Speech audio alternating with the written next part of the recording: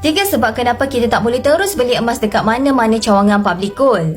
Anda boleh tengok video ni sampai habis dan save untuk rujukan akan datang dan jangan lupa share kepada kenalan yang belum tahu tentang SOP public gold.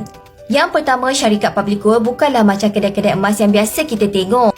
Syarikat public gold adalah syarikat pengeluar emas terbesar di Malaysia yang dah ada 1.9 juta penyimpan emas di seluruh Malaysia dan Indonesia.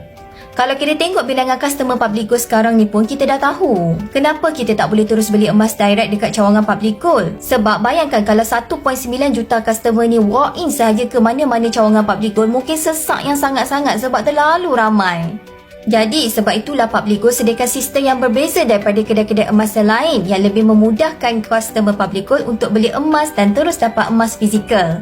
Kebanyakan urusan kita di public gold hanya melalui aplikasi public gold sahaja, sangat mudah.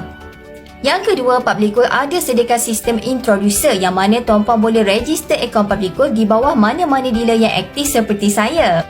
Mereka lah yang akan guide tuan-puan secara percuma sahaja tanpa perlu bayaran 1 sen pun. Mereka akan guide tuan-puan jika tuan-puan ada sebarang permasalahan di public gold.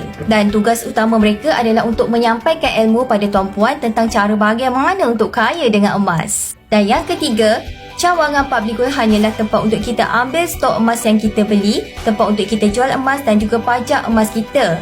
Hanya untuk 3 tujuan ini saja dan bukan untuk kita beli emas. Jadi, itulah 3 perkara yang tuan-puan perlu tahu sebelum simpan emas di public gold.